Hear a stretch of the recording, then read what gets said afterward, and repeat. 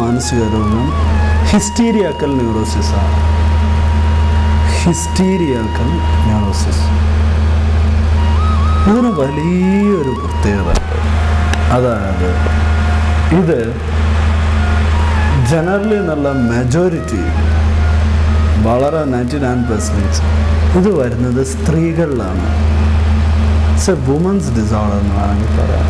Hysteria അതൊരു 75% 80% സ്ത്രീകളിലുണ്ടാകും, ബാക്കി പുരുഷന്മാരിലുണ്ടാകണുള്ളൂ. ഇവൻ ഹിസ്റ്റീരിയ എന്ന് പറഞ്ഞാൽ ഈ വാക്ക് തന്നെ ഏകദേശം അത് ഒരു ഗ്രീക്ക് കാലഘട്ടത്തോളം, ഗ്രീക്ക് ചരിത്രത്തോളം അതിന് പഴക്കമുണ്ട്. ഈ ഹിസ്റ്റീരിയ അവരന്ന് ഈ വാക്ക് ഉപയോഗിച്ച് അവരതിന് കാരണമായിട്ട് പറഞ്ഞ സ്ത്രീകളിലാണല്ലോ ഇത് കൂടുതൽ കാരണം. 75% സ്ത്രീകളുടെ യൂട്രസ്, ഗർഭപാത്രം, സെക്ഷൽ എനർജി, ലൈംഗികമായിട്ടുള്ള ഊർജം ഒരുപാട് അധികമാകുമ്പം ഈ ഗർഭപാത്രം ഒരു സ്ഥലത്ത് നിന്ന് മറ്റൊരു സ്ഥലത്തേക്ക് നീങ്ങുന്നത് കൊണ്ടാണ് മൂവ്മെൻറ്റ് ഓഫ് യൂട്രസ് ആണ് ഹിസ്റ്റീരിയയ്ക്ക് കാരണം ഉണ്ടാക്കിയതെന്നാണ് പണ്ട് പറയാറ്. നമുക്കിപ്പോഴറിയാം അങ്ങനെ ഒരു സംഭവമേ ഇല്ല. പക്ഷേ ഇത് കൂടുതൽ കാണുന്നത് സ്ത്രീകളിലാണെന്നുള്ള കാര്യം സത്യമാണ്. 75 to 80%. ഈ ഹിസ്റ്റീരിയക്കൽ ന്യൂറോസിസിൻ്റെ പ്രധാനപ്പെട്ട ഒരു symptom, these patients they are always trying to escape from stress and strain. Stressful ആയിട്ടുള്ള, സ്ട്രെയിൻഫുൾ ആയിട്ടുള്ള ഒരവസ്ഥയിൽ നിന്ന് മാനസിക സമ്മർദ്ദമുണ്ടാക്കുന്ന, മനസ്സിന് വിഷമമുണ്ടാക്കുന്ന, അസ്വസ്ഥതയുണ്ടാക്കുന്ന ഒരു അവസരത്തിൽ നിന്നും, ഒരു സിറ്റുവേഷനിൽ നിന്നും അവർ പെട്ടെന്ന് രക്ഷപ്പെടും, അല്ലെങ്കിൽ ഒരു ഒഴിഞ്ഞു മാറ്റം അവർ ചെയ്യും. ഇതാണ് ഇതിൻ്റെ വളരെ പ്രധാനപ്പെട്ട ഒരു കാര്യം. പിന്നെ ഹിസ്റ്റീരിയക് ന്യൂറോസിസിന് ഇതിന് 2 ടൈപ്പ് ഉണ്ട്. ഒന്ന് ഇതിൻ്റെ കൺവേർഷൻ ടൈപ്പ്, ഒന്ന് ഡിസോസിയേറ്റ് ടൈപ്പ്. ഇങ്ങനെ 2 രീതിയിലുണ്ട്. ഈ ഹിസ്റ്റീരിയക് ന്യൂറോസിസിൻ്റെ പ്രധാനപ്പെട്ട ഫീച്ചേഴ്സ്, അതിൻ്റെ പ്രധാന പ്രത്യേകതകൾ എന്തൊക്കെയാണെന്ന് വെച്ചാൽ, ഒന്ന് ഹിസ്റ്റീരിയ കൺവേർഷനാണ്, അതായത് ഫിക്സ് അതുണ്ടാവും. 2 സെൻസറി ഡിസ്റ്റർബൻസസ്, നമ്മുടെ സെൻസറി ഓർഗൻസിന്, നമ്മുടെ പഞ്ചേന്ദ്രിയങ്ങൾ, ഈ ഇന്ദ്രിയങ്ങൾ വല്ലാതെ ഡിസ്റ്റർബ്ഡ് ആവും, അസ്വസ്ഥത, കാണുമ്പോഴും കേൾക്കുമ്പോഴൊക്കെ നമുക്ക് വല്ലാത്തൊരു അസ്വസ്ഥത, ഒരു ഇറിറ്റേഷൻ ഫീൽ ചെയ്യാൻ തുടങ്ങും. 2ാമത്തെ ലോസ് ഓഫ് സെൻസിറ്റിവിറ്റി. 3ാമത്തെ ചിലപ്പോൾ അങ്ങനെ നമ്മുടെ സെൻസിറ്റിവിറ്റി, ഈ തൊട്ടറിയാനുള്ള, കേട്ടറിയാനുള്ള, മണത്തറിയാനുള്ള, ടേസ്റ്റ് ചെയ്തറിയാനുള്ള ഈ കഴിവ് ഇങ്ങനെ നഷ്ടമായി വരും. ഇതിൻ്റെ വേറൊരു സിംറ്റമാണ്. ഇനി പാർഷ്യൽ ലോസ് ഓഫ് സെൻസിറ്റിവിറ്റിയും വന്നേക്കാം. അതായത് സെൻസിറ്റിവിറ്റിയുടെ ആ പഞ്ചേന്ദ്രിയങ്ങളുടെ സെൻസറി പ്രോസസ്സിൻ്റെ കഴിവ് ഭാഗികമായി നഷ്ടപ്പെട്ടേക്കാം, അല്ലെങ്കിൽ അത് ചിലപ്പോൾ മുഴുവനായും നഷ്ടപ്പെട്ടേക്കാം, മുഴുവനായിട്ട് നഷ്ടപ്പെടാം. ചിലപ്പോൾ വേദനയോടുള്ള സെൻസിറ്റിവിറ്റി മാത്രം, വേദന അറിയാനുള്ള കഴിവ് മാത്രമായും നഷ്ടപ്പെട്ടേക്കാം. ഇത് വരും. ചിലപ്പോൾ ഓവർ സെൻസിറ്റിവിറ്റിയും വരാം.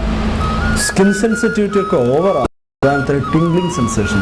ടിംഗ്ലിംഗ് എന്ന് പറഞ്ഞാൽ ചൊറിയ, ഒരു ചൊറിച്ചിൽ ഫീൽ ചെയ്യും. ഇതും സംഭവിക്കാം. ഇതൊക്കെ ഇതിൻ്റെ ഫീച്ചേഴ്സാണ്. പിന്നെ വേറെ കുറച്ച് ഫീച്ചേഴ്സ് കൊണ്ടുണ്ട്, കൂടുതൽ ഫിസിക്കലാണ്. അതിലൊന്ന് ബ്ലേഡ് വിഷനാണ്. ബ്ലേഡ് വിഷൻ എന്ന് പറഞ്ഞാൽ മങ്ങിയ കാഴ്ച. രാവിലെ എണീച്ച് കഴിഞ്ഞാൽ പ്രത്യേകിച്ചൊന്നും കാണില്ല. അതേമാതിരി നമ്മളിപ്പോഴും നോക്കിക്കഴിഞ്ഞ് കഴിഞ്ഞാൽ നമ്മുടെ സൈറ്റ് അത് മങ്ങി കാണുന്നപ്പോൾ ഉണ്ടാകും ബ്ലേഡ്. 2ാമത്തെ പ്രധാനപ്പെട്ട പ്രശ്നം ഫോട്ടോഫോബിയ. ഫോട്ടോഫോബിയ വെച്ച് കഴിഞ്ഞാൽ ഫോട്ടോ മീൻസ് പ്രകാശം, ഫോബിയ മീൻസ് ഭയം. ഫോട്ടോഫോബിയ മീൻസ് പ്രകാശത്തെ ഭയം. ഇവരെപ്പോഴും ഇരുട്ട് മുറികളിൽ തനിച്ചിരിക്കും. പ്രകാശത്തോട് ഭയമാണ് അവർക്ക്. നമ്മൾ ജനൽ തുറന്നാൽ അല്ലെങ്കിൽ ലൈറ്റ് ഇട്ട് കഴിഞ്ഞാൽ പെട്ടെന്ന് പേടി വരും.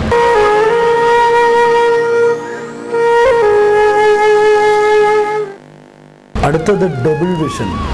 ചിലപ്പോൾ അവരിപ്പം ഒരു കാര്യം നോക്കുക, ഒരു പേനയെ നോക്കുക, അവർ ഒരു പേനയ്ക്ക് വരെ 2 പേന കാണും, ഒന്നിനെ 2ആയിട്ട് കാണും. Double vision. അടുത്തത് നൈറ്റ് ബ്ലൈൻഡ്നെസ്. രാത്രി ചിലപ്പം കാണില്ല, രാത്രി മാത്രം കണ്ണ് കാണില്ല. അടുത്തത് ഹെഡ് ഏക്ക്, തലവേദന. പിന്നെ വളരെ കൂടുതലാണ് അത്, ഇതിൻ്റെ ഒരു സിംറ്റമാണ് ഫാൾസ് പ്രഗ്നൻസി. സ്യൂഡോ പ്രഗ്നൻസി എന്താണത്? എനിക്ക് കോട്ടയത്തിനടുത്ത് പാല എന്ന് പറഞ്ഞ സ്ഥലത്തുനിന്ന് ഒരു കേസ് വന്നു.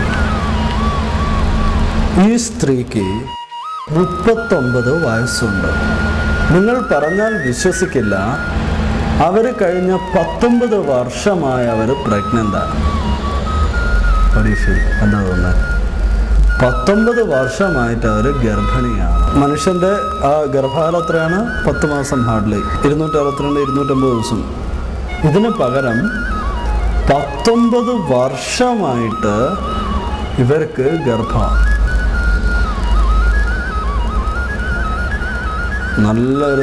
നല്ലൊരു ധനികമായ നല്ല സാമ്പത്തികമുള്ള ഒരു ഫാമിലിയാണ്. ഒരുപാട് സ്ഥലത്ത് കൊണ്ടുപോയത്. ഞാനും ഇവിടെ നല്ല ഈ പേഷ്യനെ കണ്ട് ഞാൻ കണ്ട് ഡൽഹിയിൽ വെച്ചിട്ടാണ്. വളരെ യാദൃശ്ചികമായി വന്ന 19 വർഷമായിട്ട് ഗർഭം. ഇവരുടെ വയറിങ്ങനെ വീർത്തിട്ടുണ്ട്. സാധാരണ ഒരു സ്ത്രീ 10 മാസം ഗർഭിണിയാൽ എങ്ങനെ ഇരിക്കും അതുപോലെ വയറ് വീർത്തിട്ടുണ്ട്. ഇവർ ചില ഭക്ഷണങ്ങളൊക്കെ കണ്ടു കഴിഞ്ഞാൽ വോമിറ്റ് ചെയ്യും. ഗർഭിണികൾ ചെയ്യുന്ന പോലെ വോമിറ്റ് ചെയ്യും. ചില സാധനത്തിനോട് വല്ലാത്ത ആഗ്രഹമാണ്. ഭയങ്കര ക്ഷീണമുണ്ട്. വയറിന് ഇടയ്ക്കിടയ്ക്ക് വേദന വരും. വയറിൻ്റെ ഉള്ളിലുള്ള ഗർഭാവസ്ഥയുള്ള കുഞ്ഞ് ഇളകുന്നത് അതിൻ്റെ ചലനം അവർക്ക് അറിയാൻ കഴിയും. പക്ഷെ നിങ്ങൾക്ക് എന്ത് തോന്നുന്നു? 19 വർഷം തുടർച്ചയായ ഒരാൾക്ക് ഗർഭം ഉണ്ടാവുമോ? കുട്ടി ഉണ്ടാവാതെ? പക്ഷെ ഒരു 19 വർഷമായാലും ഗർഭമുണ്ട്, ഇതുവരെ പ്രസവിച്ചിട്ടുമില്ല. അതവരുടെ തോന്നലല്ല, കാരണം അവരുടെ വയറ് വീർത്തിട്ടുണ്ട്. ഗർഭിണിയുടെ എല്ലാ സിംറ്റംസും ഉണ്ട്.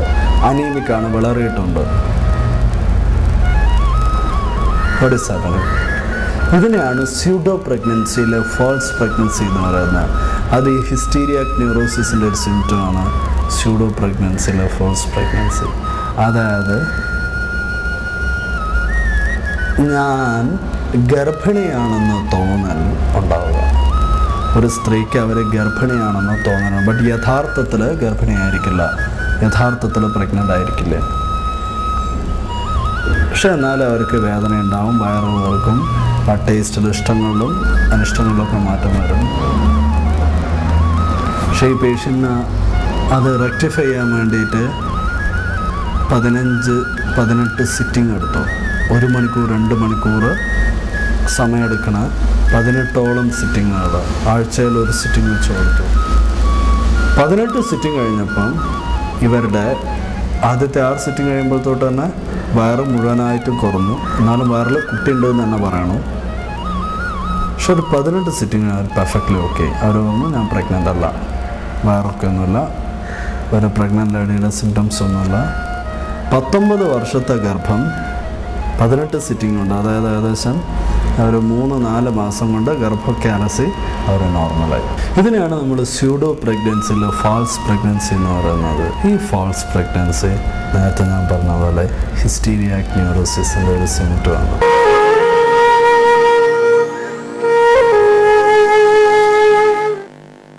ഈയിടെ ഒരു ദിവസം ഞാൻ കോഴിക്കോട് നിന്നും കണ്ണൂരിലേക്ക് ട്രെയിനിൽ പോവാണ്. അതിരാവിലെയുള്ള പാസഞ്ചർ ട്രെയിനിൽ.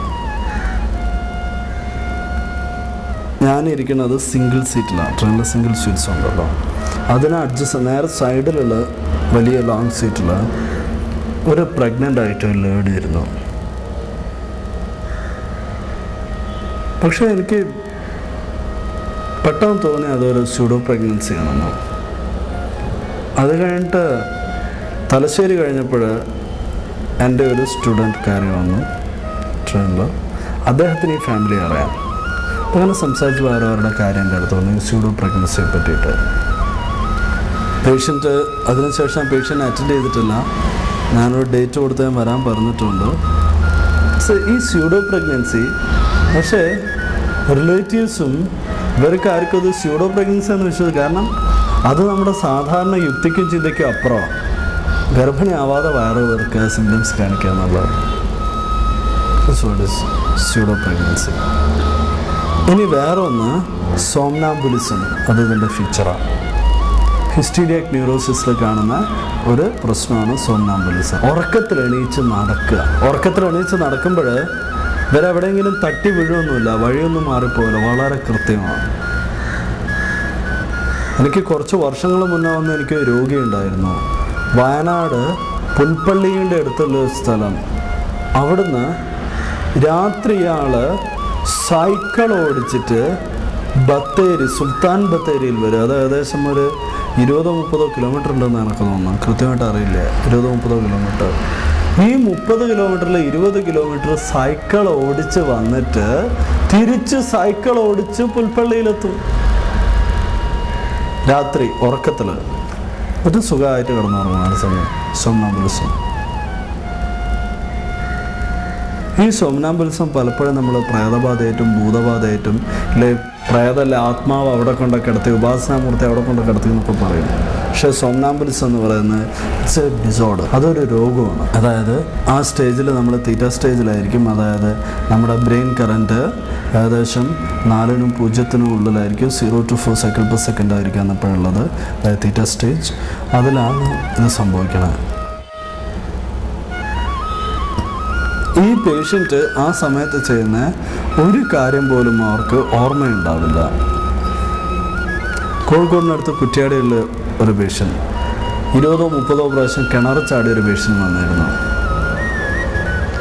രാത്രി ഇവർ കിടന്നുറങ്ങുമ്പം, ഈ സ്ത്രീ കിടന്നുറങ്ങുമ്പോൾ എല്ലാവരും കാവലിരിക്കും ചുറ്റും. കാവലിരിക്കാൻ പറ്റാതുണ്ടായ സമയത്ത് ഒന്ന് അങ്ങോട്ടും ഇങ്ങോട്ടും ഉറങ്ങുകയോ കണ്ണു മാറുകയോ ചെയ്ത് കഴിഞ്ഞാൽ ഇവർ എണീച്ച് പോയി കിണർ ചാടും. ഉറക്കത്തിൽ അവരൊന്നും അറിയില്ല. ഇങ്ങനെ ഒരാളുണ്ടായിരുന്നു. സോംനാംബുലിസം പോസിറ്റീവായിട്ടുള്ള ഒരു അനുഭവം എനിക്കുണ്ട്.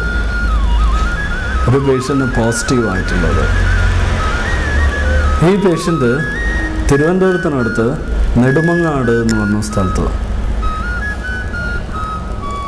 ഇയാൾക്ക് ഒരു കാലിന് പോളിയോ ബാധിച്ചിട്ടുണ്ട്. ഹഞ്ച് ബാക്ക് ചുണ്ട് കൂന്.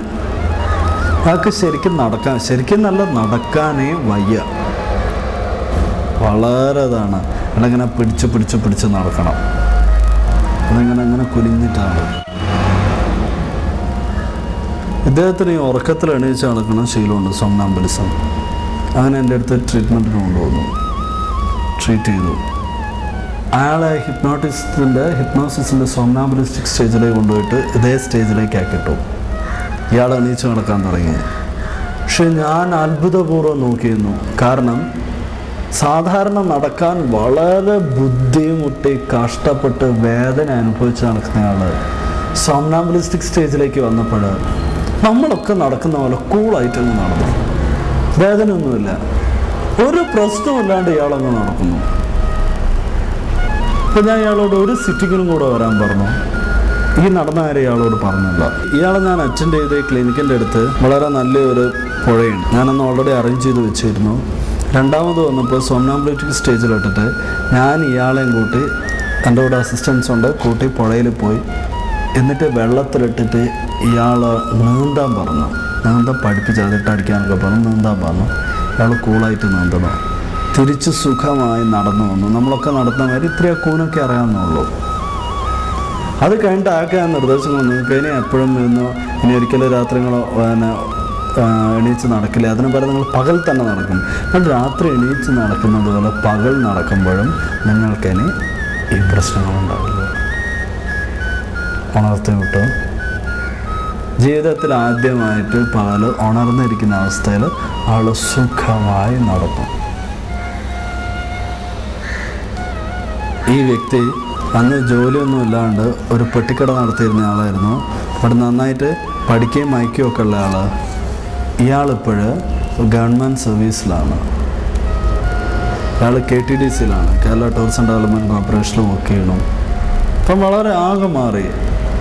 Totally changed personality. അതുകൊണ്ട് തന്നെ സോംനാംബുലിസം എന്ന് പറഞ്ഞ ഈ ഒരു ഫീച്ചർ വേണമെങ്കിൽ നമുക്ക് പോസിറ്റീവായിട്ടുള്ള ലേണിങ്ങിനും വേണേൽ ഉപയോഗിക്കാം. ഞാൻ വെറുതെ പറഞ്ഞതാണ്. ബട്ട് ഈ ഇങ്ങനെ ഒരു ഇതുണ്ട്. ബട്ട് അത് ഹിസ്റ്റീരിയക് ന്യൂറോസിസിൻ്റെ ഭാഗമാകുമ്പോൾ സോംനാംബുലിസം അതൊരു പ്രശ്നം തന്നെയാണ്, അതൊരു ഡിസോർഡർ തന്നെയാണ്.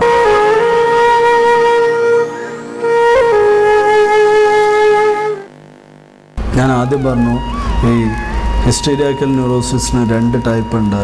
അതിൽ ആദ്യത്തേത് കൺവേർഷൻ ടൈപ്പ്. ഈ കൺവേർഷൻ ടൈപ്പിന് ഒരു ഉദാഹരണം, ഇത് എടുത്ത് പറയത്തക്ക ഒരു ഉദാഹരണമാണ്. ഇത് ലോകമഹായുദ്ധത്തിൻ്റെ കാലത്ത്, 1-ാം ലോകമഹായുദ്ധത്തിലും പ്രത്യേകിച്ച് 2-ാം ലോകമഹായുദ്ധത്തിലായിരുന്നു അത് ഏറ്റവും കൂടുതൽ എഫക്റ്റീവായത്. ഇതിൽ അമേരിക്കൻ സോൾജേഴ്സിന് ഇവർക്ക് നല്ലൊരു ശതമാനത്തിന് ഈ രോഗം ഉണ്ടായിരുന്നു. അല്ല, യുദ്ധം കഴിഞ്ഞപ്പോൾ രോഗം വന്നു. എങ്ങനെയാണ് രോഗം വന്നേ? 2 കാര്യങ്ങൾ തമ്മിലുള്ള കൺഫ്ലിക്റ്റ് ഈ രോഗത്തിലേക്ക് എത്തിച്ചു. ഒന്ന്, രാഷ്ട്രത്തോടുള്ള ദേശത്തോടുള്ള കൂറ്. അമേരിക്ക എന്ന് പറഞ്ഞ രാജ്യത്തോടുള്ള അടിയുറച്ച കൂറും ആത്മാർത്ഥതയും, അതൊരു ഭാഗത്ത്. രണ്ടാമത്തേത് ജീവനിലുള്ള വിശ്വാസം, ജീവിക്കാനുള്ള ആഗ്രഹം, ഇത് മറ്റേ ഭാഗത്ത്. മറ്റേ ഈ മഹായുദ്ധത്തിൻ്റെ സമയത്ത് അമേരിക്കൻ ഭടന്മാരാണ്, പട്ടാളക്കാരാണ്. ഇവരുടെ മനസ്സിൽ അമേരിക്കയുള്ള ആത്മാർത്ഥത, വിശ്വാസ്യത, കൂറ് കാണിക്കണമെന്നുണ്ട്. അമേരിക്കയ്ക്ക് വേണ്ടി യുദ്ധം ചെയ്യണമെന്നുണ്ട്. മനസ്സിൻ്റെ മറ്റേ ഭാഗത്ത് എൻ്റെ ജീവൻ അപകടപ്പെടേണ്ടതുണ്ട്. ഈ 2-ാം ലോക മഹായുദ്ധം കഴിയുമ്പോഴത്തോട്ടും അമേരിക്കൻ സൈനികരിൽ നല്ലൊരു പങ്ക് ഈ ഡിസോർഡർ വഴിയിട്ട് ഉണ്ടായിരുന്നു. ഹിസ്റ്റീരിയാക്കിക് ന്യൂറോസിസ്. ഈ പറഞ്ഞ മനോരോഗങ്ങളൊക്കെ, എല്ലാ ന്യൂറോസിസുകളും പൂർണ്ണമായിട്ട് നമുക്ക് ശാസ്ത്രീയമായി തന്നെ ചികിത്സിക്കാനും ഭേദപ്പെടുത്താനും ഒക്കെ കഴിയും. ശരിയായ ഡയഗ്നോസിസ്, എന്താണ് രോഗമെന്ന ശരിയായ നിർണയം, ശരിയായ ചികിത്സ, ആ രോഗിയോട് പ്രാക്ടീഷണർക്കുള്ള അല്ലെങ്കിൽ ആ ട്രീറ്റ്മെൻറ്റ് ചെയ്യുന്ന ആ ഡോക്ടർക്കുള്ള സമീപനം, സ്നേഹം, ക്ഷമ, ഇതൊക്കെ അതിനൊരു ഘടകമാണ്. പിന്നെ പലപ്പോഴും മനസ്സ് എത്രത്തോളം സങ്കീർണമാണോ, അതുകൊണ്ട് തന്നെ മാനസിക പ്രശ്നങ്ങൾ ചികിത്സിക്കുമ്പോൾ ചിലപ്പോൾ കൺവെൻഷനലായിട്ടുള്ള യാഥാസ്ഥിതികമായിട്ടുള്ള നമ്മളൊക്കെ പഠിച്ച് വഴിയിൽ നിന്നും വിട്ടുമാറിയിട്ട് പുതിയ വഴികളിലൂടെ ചിലപ്പോഴൊക്കെ സഞ്ചരിക്കേണ്ടി വരും. അപ്പോഴാണ് 100% റിസൾട്ട് കിട്ടുന്നതും പെർമനൻ്റ് ആയിട്ടുള്ളൊരു ക്യൂർ കിട്ടുന്നത്. പക്ഷേ ഈ ക്യൂർ കിട്ടിക്കഴിഞ്ഞു കഴിഞ്ഞാലും ഈ രോഗി തിരിച്ച് ആ സമൂഹത്തിലേക്ക്, ആ കുടുംബത്തിലേക്ക് വരിക. അപ്പോഴെന്താ സംഭവിക്കണേ? ഈ സമൂഹം മുഴുവനായിട്ടും ഇയാളെ കാണുന്നത് ഭ്രാന്തനായിട്ടാണ്, കുടുംബവും കാണുന്നത് ഭ്രാന്തനായിട്ടാണ്. ഉദാഹരണത്തിന് എക്സ് എന്ന് പറഞ്ഞ ഒരാൾ, ആൾക്ക് മാനസിക രോഗം വന്നു, ഡോക്ടറെ അടുത്ത് പോയി ട്രീറ്റ് ചെയ്യാൻ പോയി. എക്സിന് മാനസിക രോഗം വരുന്നതിന് മുൻപ് തന്നെ വളരെ കുട്ടിയായിട്ട് ഇയാൾ വളരെ ബ്യൂട്ടി കോൺഷ്യസ് ആണ്. അപ്പം ഇയാൾ മുടി നന്നായിട്ട് മുടി ചെയ്യും. ഇവൻ ബസ് സ്റ്റോപ്പിലും റോഡിലൊക്കെ നിന്ന് മുടി ചെയ്യും. അത് കഴിഞ്ഞിട്ട് ഇയാൾ മാനസിക രോഗം ട്രീറ്റ്മെൻറ്റൊക്കെ കഴിഞ്ഞിട്ട് നാട്ടിൽ കംപ്ലീറ്റ് പെർഫെക്റ്റ് ആയിട്ട് വന്നപ്പോഴാണ്, മുഴുവൻ പെർഫെക്റ്റ് ആയിട്ട് ഇദ്ദേഹം വരണം. ആ വരുന്ന സമയത്ത് ഇദ്ദേഹം വീണ്ടും റോഡിൽ നിന്ന് ഇങ്ങനെ മുടി ചെയ്യണം. 2 പ്രാവശ്യം മുടി ചെയ്യുമ്പം കാണാം, അത് ഭ്രാന്ത, കണ്ട ആ ഭ്രാന്തം കാണിക്കുന്ന കണ്ട, ഒരു സാധാരണ മുടി ചെയ്യല. ചിലപ്പോൾ നമ്മളിങ്ങനെ ബസ്സിലോ അല്ലെങ്കിൽ ഇതിലോ സഞ്ചരിക്കുമ്പോൾ അല്ലെങ്കിൽ നടക്കുമ്പോഴോ മുൻപ് എപ്പോഴും കേട്ട ഒരു തമാശ ആലോചിച്ചപ്പെട്ട നമുക്ക് ചിരി വരും. എന്തെങ്കിലും തമാശ ആലോചിച്ചാൽ ഇതേപോലെ ഇയാളൊരു ചിരിച്ചു കഴിഞ്ഞാലോ അത് ഭ്രാന്ത, കണ്ടല്ലേ ചിരിക്കുന്ന കണ്ടല്ലോ. മാനസിക രോഗം അത് വരുന്നത് ഒരു വ്യക്തിയുടെ മാത്രം കുഴപ്പം കൊണ്ടല്ല. നമുക്ക് പല രോഗങ്ങളും നമുക്ക് പറയുമ്പം വരാം, അത് ആ വ്യക്തിയുടെ കുഴപ്പം കൊണ്ട്, അയാളുടെ ദുശ്ശീലങ്ങൾ കൊണ്ടാണ്, അയാളുടെ ജീവിത രീതികൾ കൊണ്ടാണ്, അയാൾ കഴിക്കുന്ന ഭക്ഷണത്തിൻ്റെ കുഴപ്പമാണ്, അങ്ങനെയൊക്കെ പറയാം. പക്ഷെ മാനസിക രോഗം വന്നു കഴിഞ്ഞാൽ അങ്ങനെയൊന്നും അല്ല. ആ വ്യക്തി അറിയാതെ അയാളുടെ മനസ്സിൽ നടക്കുന്ന ഒരു മാറ്റമാണത്. ഈ ഒരു മാറ്റത്തിൻ്റെ പേരിൽ നമ്മൾ ഇവരെ ഈ കുരിശിൽ കയറ്റുന്നത് തീരെ ശരിയല്ല.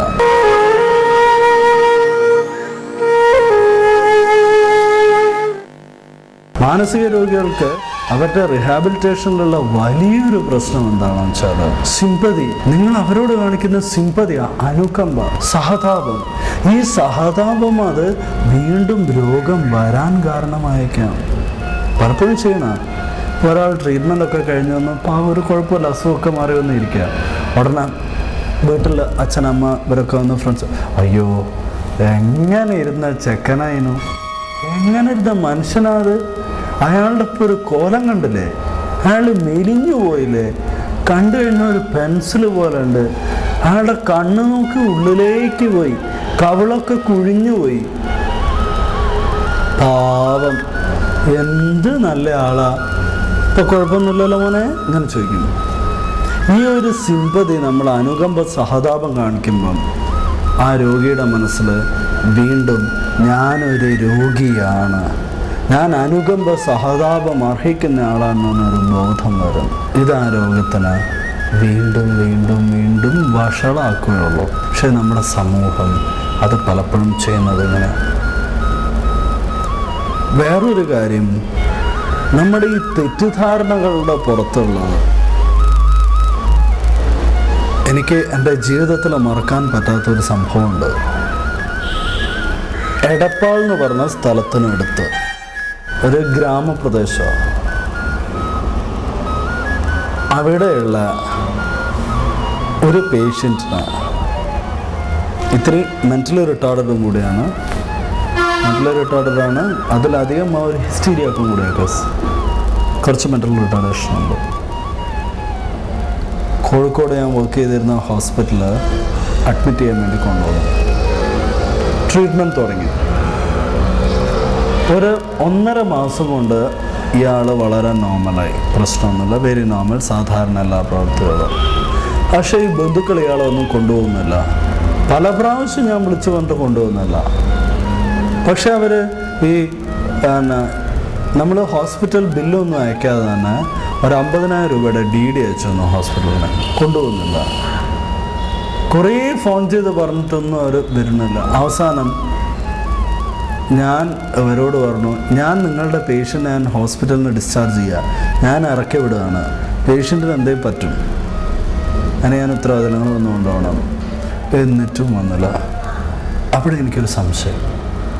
ഞാൻ എടപ്പാളിൽ ഇവരുടെ വീട്ടിൽ പോയി. എടപ്പാളിനടുത്ത പോയപ്പോൾ എന്നോട് അദ്ദേഹം പറഞ്ഞു, നമുക്ക് പുറമേ നിന്ന് സംസാരിക്കാം, കുട്ടിയുടെ അമ്മ ഉണ്ട് അവിടെ, പുറമേ നിന്ന് സംസാരിക്കാം. ശരി, എന്നോട് എടപ്പാളിലത്തെ ഞാൻ കോഴിക്കോടേക്ക് വരാം, ഇപ്പം തന്നെ കൂടെ വരാമെന്ന് കോഴിക്കോടേക്ക് വന്നു, ഹോസ്പിറ്റലിൽ വന്നു.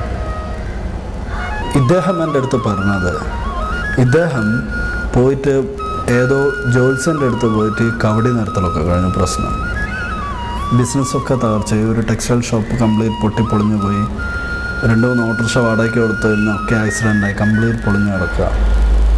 അപ്പോൾ ഈ ജോത്സ്യം പറഞ്ഞു, നിങ്ങളുടെ വീട്ടിൽ മനോരോഗിയായിട്ടുള്ളൊരു കുട്ടിയുണ്ട്, നല്ലൊരു ടാബ്ല, ആ കുട്ടിയാണ് നിങ്ങളുടെ സകല പ്രശ്നത്തിനും കാരണം. നിങ്ങളുടെ കുടുംബം രക്ഷപ്പെടണമെങ്കിൽ അയാളെ എങ്ങോട്ടെങ്കിലും മാറ്റി നിർത്തണം, അയാളെ കുടുംബത്തിൽ നിന്ന് ഇറക്കണം. ഈ കുട്ടിയുടെ അമ്മ ഒന്നും അറിയുന്നില്ല. എന്നിട്ട് ഈ കുട്ടിയെ അങ്ങനെ മാറി മാറി ഹോസ്പിറ്റലുകളിലിടുക, വളരെ ഭീകരമായിട്ട്.